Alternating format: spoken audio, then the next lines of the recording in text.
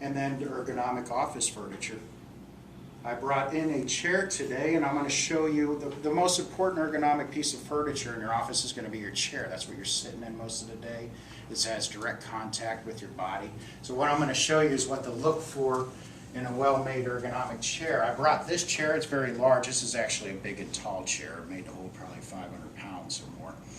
And the different features of a good ergonomically designed chair, there's 6 of them. We're going to start with the base. And the only way you can tell if a base is good is by the information on the chair or asking the salesperson when you buy it. Because you normally, back in the day, you'd feel under to see if it was steel, but they're making polymers so strong nowadays that it doesn't have to be steel to be able to hold a lot of weight. So you can't tell by doing that anymore. So you just simply have to ask the salesperson or look up information online. And normally chairs today are holding 250 pounds or below. They're starting to move to 300. 300 is going to be the new standard here soon. So then you also have your gas lift. And what you want to do with that is when you're sitting in the chair, you set the gas lift to a point where your thighs are parallel with the floor and your feet are flat on the ground. And if you're short and you want to be up to the work surface, you can buy a footstool. You just want to make sure you have support on your feet so you're not dangling here and putting pressure up against the back of your leg, cutting off blood circulation.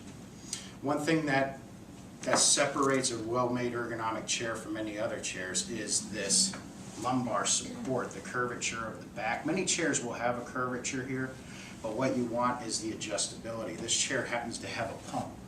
Remember the Air Jordan shoes? Just like that. And you can actually watch this curvature come out as I pump that up. And then the release.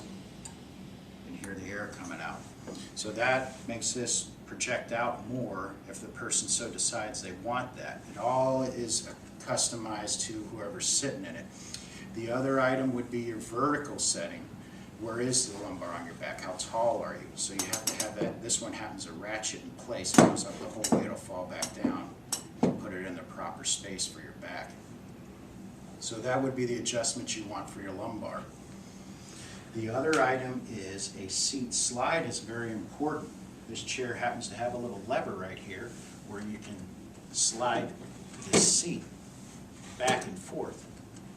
Depending on how tall you are, how long this part of your leg is. You want about 2 to 3 inches clearance between the back of your knee and the front of this chair for maximum comfort.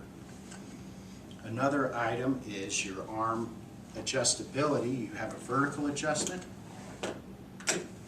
This actually has a knob here that will allow that way for adjustment. This armrest will actually move back and forth, and it will also twist if you lift up on it. So your arms, if they have all that adjustability, that's also a very good ergonomic feature. And then last but certainly not least is your ability to tilt. Because while you're sitting all day and you're straight up, you have a lot of pressure on your spine for the whole day. So one of the natural tendencies as they study the way people sit is that capability of being able to tilt, put some of that weight in the back of the chair and alleviate your back.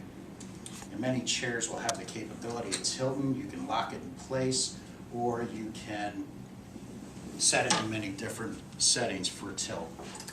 I also brought with me a Steelcase Leap chair. The reason why I like the Steelcase Leap chair, Steelcase does a great job in studying their furniture and doing research.